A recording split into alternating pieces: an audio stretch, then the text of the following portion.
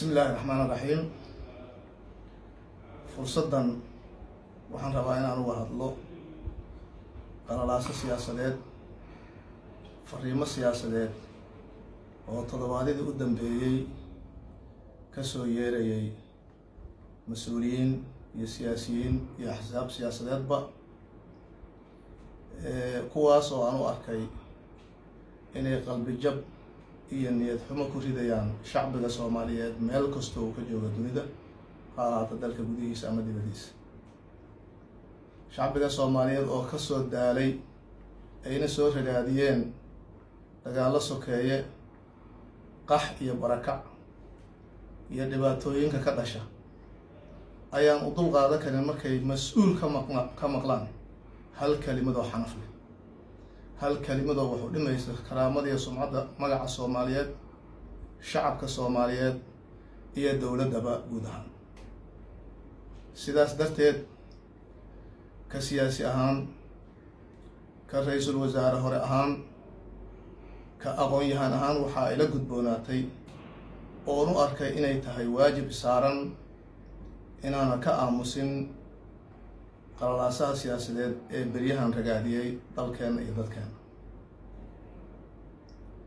dowladnimada Soomaaliyeed waa la og yahay taariikhda ay leedahay kadib burburkii dowladdii hore iyo intii ka dambeysay iyo rafaadidii ka dhashay.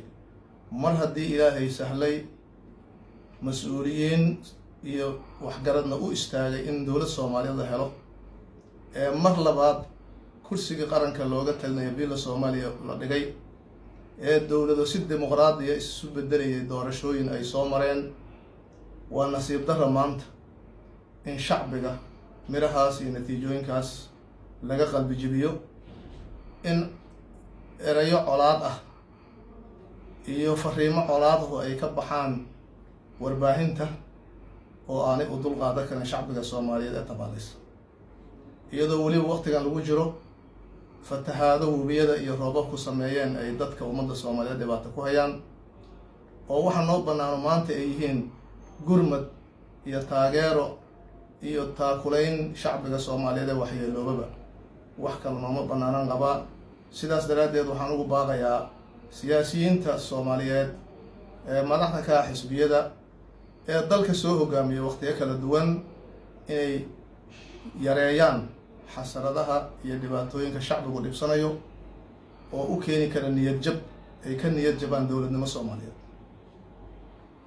shacbigu uma dul qaadan karo, mas-uuliyadda waa la wadaagaa. erayo aan munaasab ahayn baa ka soo baxay afafka siyaasiyiin saaxiibo ah, walaalo ah, oo aan looga baahnayn inay sidaas u dhaqmaan. siyaasiyiin baan wada nahay, xukunka waa la wada danaynayaa, laakiin waqtiga doorasha jirto ninkii wax isku haya ama gabadhii wax isku haysa halka maa, laakiin yaan shacbiga Soomaaliyeed la walwalgelin inaan ku baaqayaa.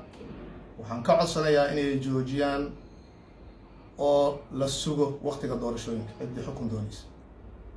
dowladda Soomaaliyeed laftirkeeda hoggaanka mas-uuliyiinta haya waxaa laga rabaa iyaguna inay madaxdii ka horreysay soo dhaweeyaan, inay xurmeeyaan, inay mansabka ay leeyihiin ee qaranka shaarkiisa ay hore usoo huwadeen ay ku dhowraana laga rabaa iyagana, maadaama ayna iyaguna boqortooyo ahayn oo berita ay xukunka ka degi karaan una baahan karaan in la xurmeeyo oo maamuska sharciga uu siinayo la siiyo. sidaas daraaddeed walaalayaal Soomaaliyeed, shacbi ahaan iyo dowlad ahaan iyo axsaab iyo siyaasiyiin ahaanba waxaan ku baaqayaa in la yareeyo xasaradaha, in la yareeyo dhibaatooyinka ummadda Soomaaliyeed gaari kara haddii la abuuro qalalaaso siyaasadeed iyo mid militariba. ma sugayo, mana dhici kartaan qabaa. shacbiguna maanta diyaar uma aha siyaasiyiintu damacyada ay leeyihiin iyo awrkacsi midna diyaar uma ahan qabaa. waxaan rabaa shacbiga Soomaaliyeedna inaan ka raali gelino walwalka galay ee ay ka maqleen mas-uuliyiin dalkan soo xukumay iyo kuwo kaloo siyaasiyiina oo aan laga filayn ereya noocaasu inay afkooda ka soo bixi karaan iyagoo waxyeeleynaya niyadda iyo quluubta shacbiga Soomaaliyeed. shacbiga waxaan leenahay raalli ka ahaada. dalkaanu dagaal dambe inuu galo waxa diidan shacbiga waxaa diidan caalamka, waxaa diidan inta Soomaali ee samadoona.